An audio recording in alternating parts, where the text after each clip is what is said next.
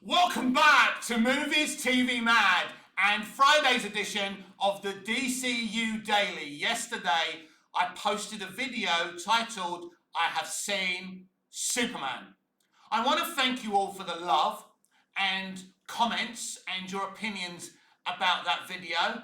It got about 1K views. Thank you so much. 89 likes so far, probably more by this point. Now, that may not seem like a lot to you, but to me, that's a hell of a lot of love from you people. And I hope you've subscribed to the channel, you've shared the video. All very important that people see what an honest, genuine fan thinks of a Superman and DC movie. Honesty and integrity is the most important thing to me, not views and clicks. This is not a monetized channel. It doesn't matter how many views and likes and shares that video gets, I won't make a penny, a dollar, a cent, a euro out of it. And there lies the point of the truth. Unlike Mr. Matt Ramos, aka Soups, and all the influencers and the YouTubers who got to see Superman. They're going to lie to you. They're going to tell you it's peak, that it's the bestest movie ever, that James Gunn is one of the best directors in the history of the movie medium. Because people like Mr. Matt Ramos, aka Soups, hunger for money, power, fame, and connections, and you, their subscribers, followers, and viewers who trust them, mean nothing to them. Absolutely nothing. I will reiterate what I've said all along. And I tagged James Gunn and I warned him, if he vandalized my hero, I would fucking roast him. And that's exactly what I'm gonna do. Because I've never seen a director with a huger attempt of self-sabotage in my life. James Gunn has vandalized my favorite character in fiction.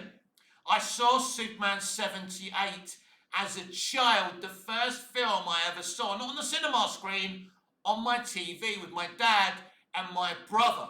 And what a beautiful fucking experience it was. And a couple of weeks later, I would get to see Star Wars 77. Oh my God, how spoiled were we in the 20th century with TV shows and movies that didn't have the mentality of today. Because we've got rid of all the great creatives, all the titans of industry for used car salespeople. James Gunn is not a director, he's not a writer, he's simply a used car salesperson. What kind of creative is fine with nearly half an hour of his movie in the bin? That wasn't his choice. They deleted his movie, the episodic daily structure that he had for his movie that I still think would have been really, really interesting. So this is not a man who really cares about his own creative integrity. You are dealing with a bullshitter because apart from a few exceptions in New Hollywood, they're all fucking bullshitters, right? Why do you think the TikTokers, the influencers, the YouTubers were invited to see that movie before you? I've always said no one should get to see a movie before the fans, before the general public. I don't fucking like the fact that even critics back in the old days were seeing movies before us.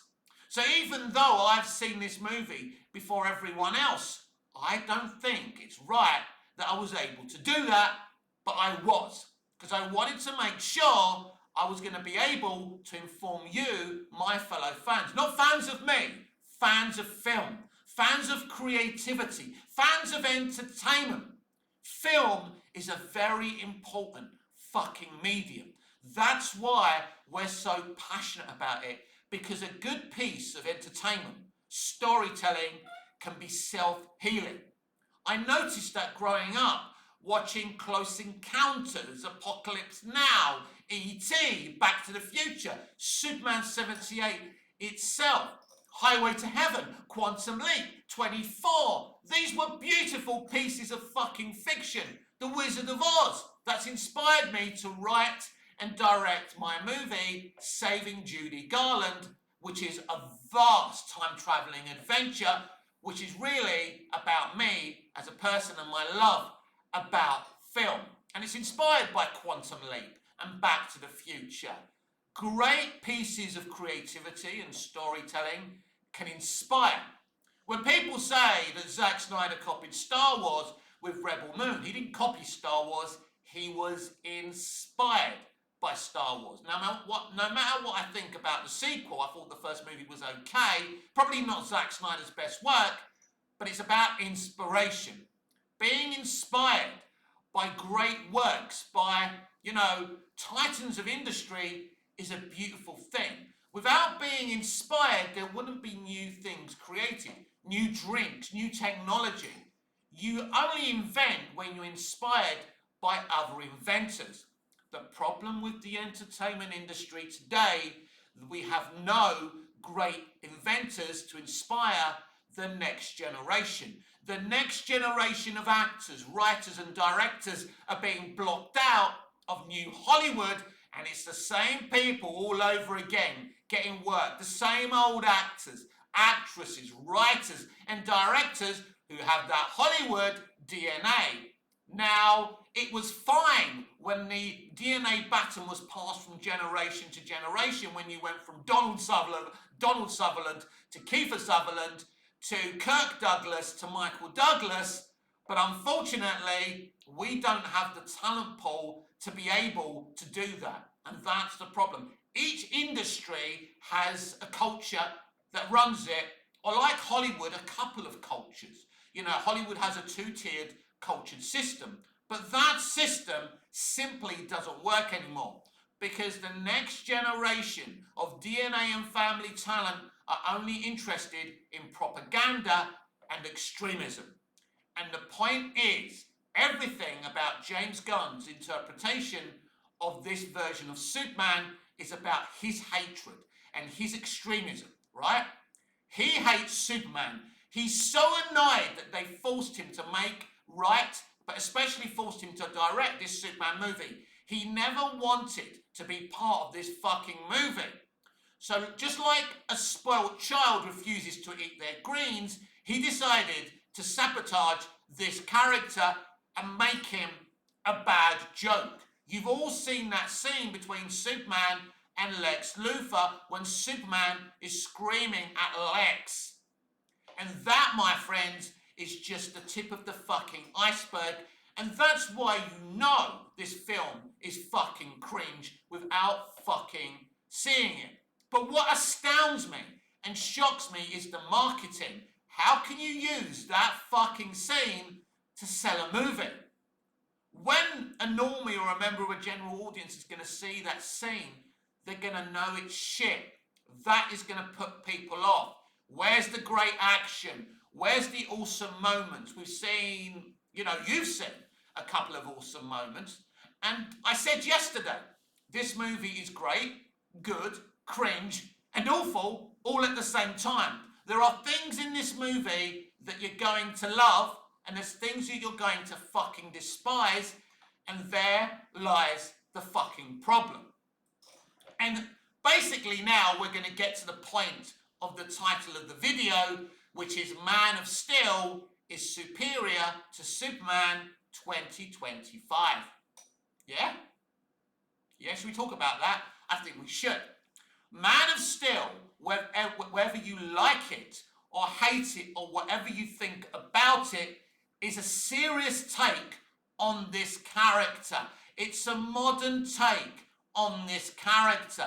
But I don't believe it changes the value of who and what Superman is. Some people say it's just a guy wearing a Superman costume. No, David Corenswept is just a guy wearing a Superman costume. Henry Cavill is a very modern day, calm and composed Superman mostly. But he does get angry in Man of Steel, as does David Cornswept. So remember when you real DC fans got angry because Clark Kent let his father, Jonathan Kent, die at the wishes of his father, Jonathan Kent. You didn't understand why Jonathan Kent would risk his life and sacrifice himself for the family dog.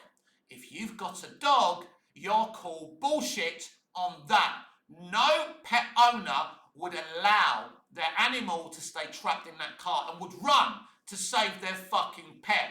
We all know that, right?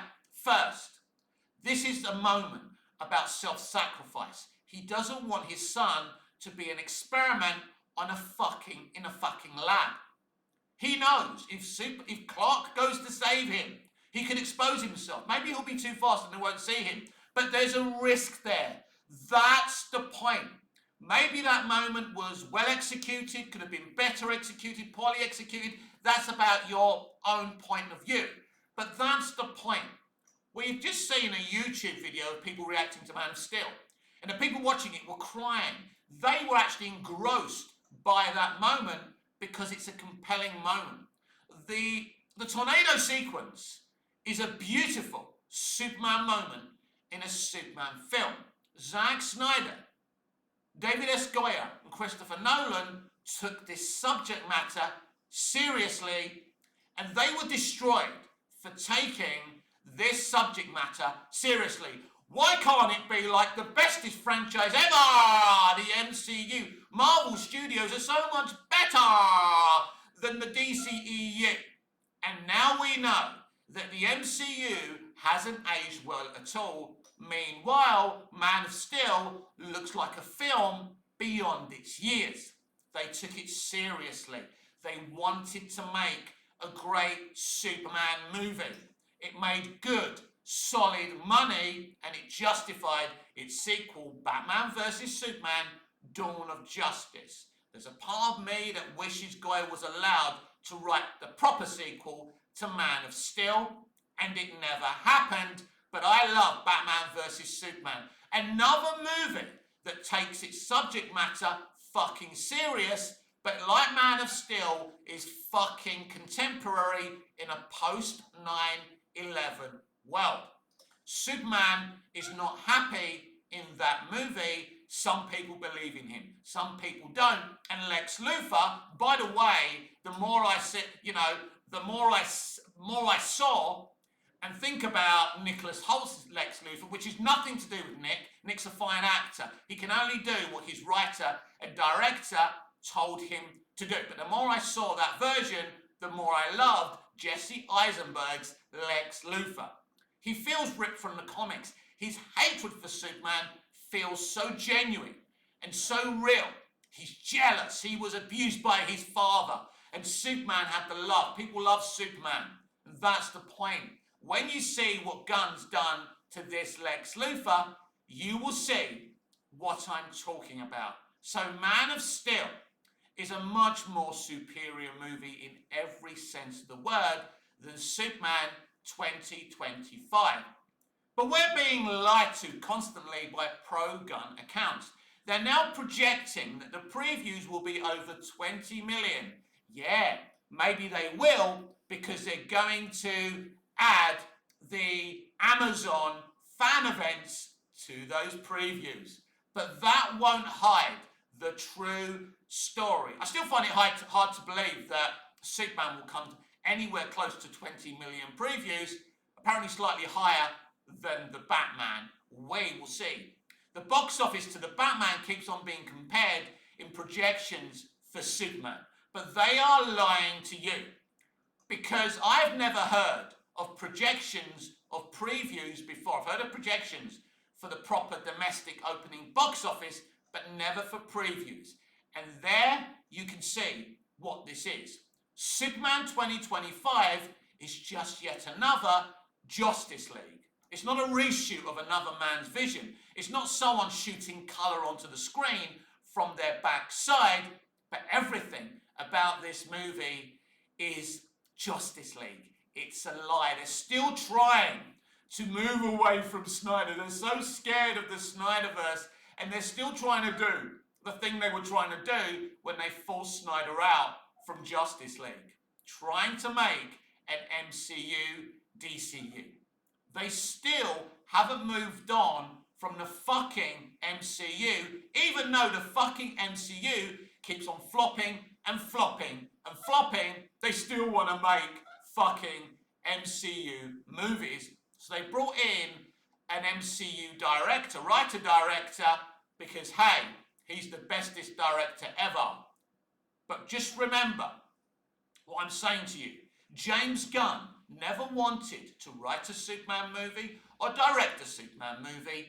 And it's like Todd Phillips doing Joker Folie à Deux, Joker 2. He didn't want a piece of that fucking movie. He was forced into it. So he gave us what he gave us to tell the studio and the fans that demanded that, the middle finger. And this, my friends, is exactly what James Gunn is doing. He decided, right? He was forced into this. They said to him, if you want to be the co-CEO of DC Studios, if you want to make your Suicide Squad movie, firstly they said you have to write a Superman movie. Then Peter Safran forced him into directing it. It's what Zaslav and Safran wanted. It's not what Gunn ever wanted. Gunn even admitted it himself. He told us that Safran was pressuring him to do this movie. This is why, near the end of the shoot, he was running off to the Peacemaker 2 soundstage so he could get some release away from Superman. He did not enjoy making that fucking movie. He was forced into it. That's not what James Gunn is. We know what James Gunn is. James Gunn can only tell one type of story. He can only make one type of TV show or movie. We've seen it. We've seen it already with with Creature Commandos. It's yet another version of the Suicide Squad and Guardians of the Galaxy. It's the same thing. The reason there's a Justice Gang in Superman because it's the only thing that Gunn can do. He's a one-trick pony. It's not his fault he's a one-trick pony, but there you have it. We have directors like Edgar Wright. We have directors like Denis Villeneuve. I'm very excited and I congratulate Denis for getting the new James Bond Amazon MGM Studios gig. I'm a big James Bond fan and that's very, very exciting. These are the types of directors we want making DC projects, right? We want auteurs. We need auteurs. These are the kind of movies that the public now want to see. They don't want connected universes anymore. But the reality is, going back to James Gunn and Superman, he never had a plan, neither for Superman or the DCU. Gods and Monsters is just bullshit. And this film tries to prove that there's a plan for the DCU. It's just bullshit. There's no plan. My record in telling you the facts of what's going on in this industry is second to fucking none. I told you they were dialing back on Batman, Brave and the Bold. Surprise, surprise, we found out that film, if it even happens, right? And I don't believe, I told you it won't happen in its current form.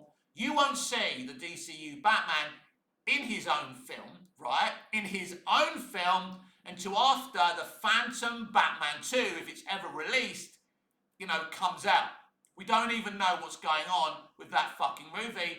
And Gunn, digging himself a hole, said he was expecting a completed script from Matt Reeves this month.